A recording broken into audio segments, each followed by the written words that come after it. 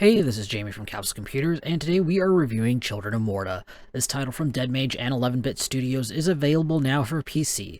A console version is launching on October 15th, 2019. At the time of the recording of this video, the game cost $21.99 US or $35.95 Australian.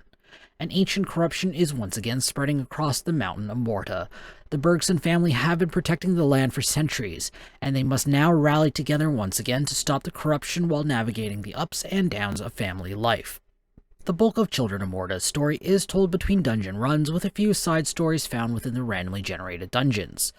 The story is told completely through the narrator, similar to Supergiant Games' Bastion. I am particularly impressed with how well Dead Mage manages the pacing of the story throughout. Roguelites are traditionally tricky due to the nature of the genre. Early in the game, almost every mission is capped off with a cutscene. The story slows down a bit as players progress deeper into the game, but is still at a rate that keeps players hooked. The plot is an enjoyable one, expertly mixing familial struggles that players can easily identify with and a more epic battle against the corruption. The twists and turns are excellent, hitting all the right emotional buttons. While there is a large cast of characters to keep track of, each character's individuality is emphasized, making it easy to get to know, separate, and fall in love with the characters. I quickly found myself emotionally invested in the trials the Bergsons faced. Children of Morta is a roguelite that mixes elements of action RPGs like Diablo with the traditional roguelite mechanics. There are 6 family members who wade into battle, each with their own unique playstyle and skill tree. Each run involves players attempting a randomly generated multi-level dungeon that is capped off with a boss battle. Dying at any time in the dungeon will send players back to the family mansion with only the experience and more they accrued in the dungeon. Any gems, runes, and items collected disappear. As a roguelite, there is some progress carried over between runs that will make future attempts easier. Uncle Ben's Workshop and the Book of Rhea will offer bonuses to stats that affect all family members. As individual family members level, they will also unlock universal bonuses that will affect the other members. The Bergsons offer 2 ranged and 4 melee classes. The developers do an excellent job striking the right balance between classes that are similar enough that skills from one class will carry over well to another, while still being different enough that players will actually find a class or two that will become fast favorites. For example, Linda is an archer who has a low rate of fire but can shoot and move for short bursts. In comparison, her sister Mary can hurl fireballs like a machine gun but can only fire while stationary. The game not so subtly encourages players to try new classes out with corruption damage that will slowly lower a character's max health if they are played too often. Currently, the rate of corruption is at a good place, hitting the right balance of encouraging players to try new characters and add extra family-wide skills, while still offering lots of opportunities to play a favorite family member.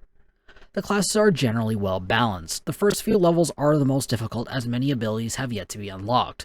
Most characters are good to go once they have unlocked their first special attack, but Joey and to a lesser degree Mark struggle a little bit until all their abilities become available. The skill trees are well done, with most skills offering a noticeable improvement to the character's gameplay. Even skills with less obvious impact, like Kevin's dodge chance bonus, is still logically contributing to the character's playstyle. Children of Morta offers a fantastic gameplay loop. Since there are so many family members to try, the game is on the generous side for experience gain. There are plenty of side events that even if a player doesn't gain enough levels for a new skill point, there is some feeling of progression from either saving some refugees or earning enough morph to increase some stat for the next run. The controls are excellent. Both controllers and mouse and keyboard work well. The developers even allow controllers to be rebound, which is an often overlooked feature that should be added to more games. The controls are generally very responsive, though there is a slight dead period during special ability animations where basic attack inputs are not acknowledged. Since the basic attack seems to be channeled when the attack button is held, it can result in no follow-up basic attack in this case. With a little practice, the issue is easily avoided, but I would have preferred if the dead zone was eliminated altogether so basic attacks pick up as soon as the special attack animation ends. Children of Morta offers eye-catching pixel art graphics. The artists do a great job contrasting the light and colorful world of Morta with the dark corruption. The sprite animations are excellent, with enemy attacks clearly telegraphed with a bit of flair. Children of Morta offers a fantastic audio experience. The sound effects are simple to match the game's pixel art style, but are still enjoyable. The soundtrack complements the mood and the pace of the game well.